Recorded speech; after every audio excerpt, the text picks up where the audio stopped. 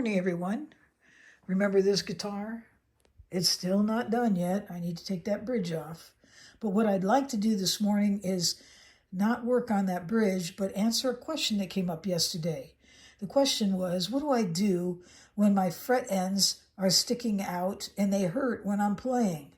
Well, there is an answer to that question, and I would like to very quickly show you what I do when I have fret ends that are sharp. So the first thing I like to think about is addressing humidity in guitar. Every guitar likes to be in a humidity of around 40 to 45%, somewhere in there. And if you live in an area that is, the humidity usually runs like that, well, you're in great shape. But if you don't, you're, say, like in a dry area, your guitar will dry out. You'll notice your finish start checking. Things like the fingerboard will dry out and the fret ends will kind of stick out. So you want to make sure you humidify your guitar.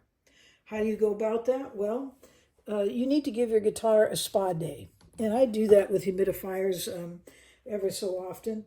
I'll show you a couple of them. Here's one. This one it's a giant sponge, basically, if you look at it. And what you do is you just wet it and make it nice and damp. You don't want it dripping water, just wet it. And then wring it out a little bit, and then it just sits in. If you have strings, this will cradle between the strings.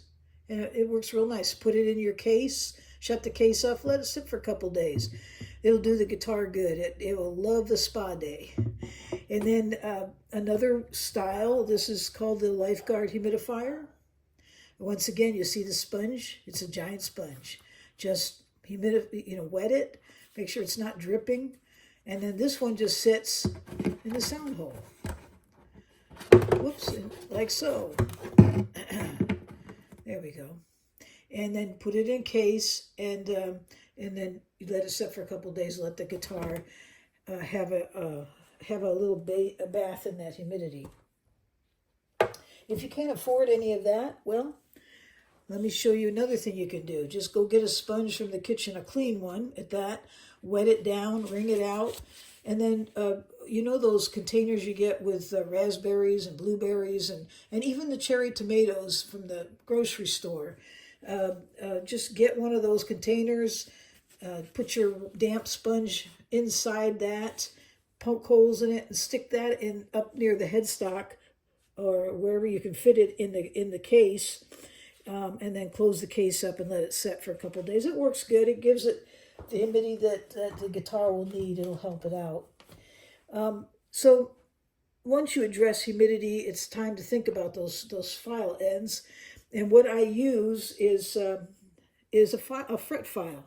And I bought this particular fret file. It was from Stuart McDonald or Stewmac. If you put either one of those in your search engine on your computer, you can go to that website. It gives you a lot of luthier's tools, and this is one of them they're probably a big seller for them. This is kind of a must-have if you love guitars and like working on them. So the next thing you want to do is make sure before you start filing away that you put some tape on the areas that might be vulnerable to being hit by the file. You do not want to gouge your guitar, scratch it, or put a divot in it with the file. It would be terrible. So make sure it's taped up nice, and this particular tape, you'll notice it's just a low stick tape. I think it's like a fine furniture tape or painter's tape of some sort. It's nice and wide, and it covers the area.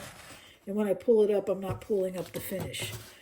And then I like to use this orange tape. Buy this at Stewmac as well.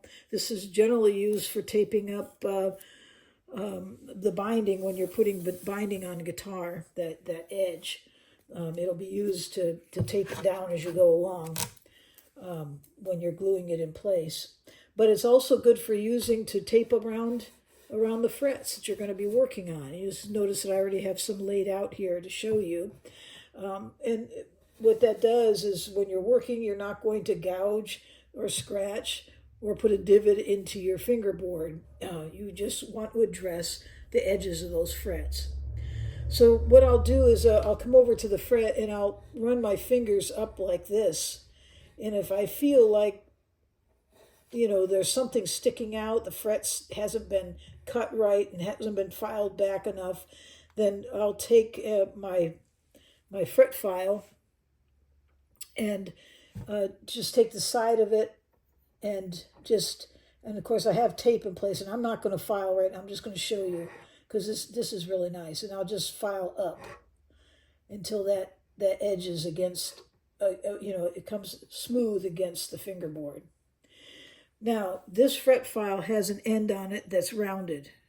That's what's so special about it. The reason why they did that was so that when you're filing like this, you will not saw into your fingerboard and create a divot. So basically, and also it's used as a guide to help you round your edges. So let me just show you the motion. Usually the problem that you're having with frets is that when you run your fingers this way, they don't feel smooth. You can feel like a squared edge. So you take your fret file, put it on the edge, put your finger on the end, and then you're going to file a couple times. And when you do, you'll notice I bend down with it. And do this side as well. It's nice and smooth now. So you need a fret file, and go online. You can buy them from Stewmac. I think you can buy them from other companies as well, but make sure that the fret file has that rounded edge so you don't mar your your fingerboard. And then the last thing I'll usually do, seeing we're already here, is I'll tape up all these frets. And in this case, I would do it for this guitar because it's an old one that I purchased at a garage sale. And you can see these frets are real dirty looking. And you can also see a little bit of wear. So I'll just get out my fret erasers. And I have these numbered because the actual numbers are kind of wearing off. But they start at a 200 grit and they work their way all the way up to a 7,000 grit.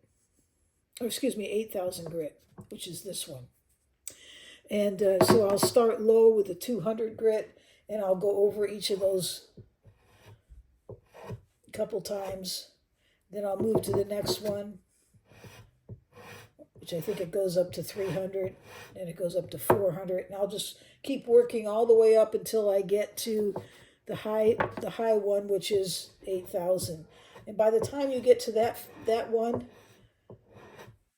you've not only rounded these really nicely, but they're clean and they're smooth. They look brand new again. And when you put your string against it and you're playing, bend your string or whatever, you'll feel it's nice and smooth. So I hope that answers your question, and I thank you for tuning in today.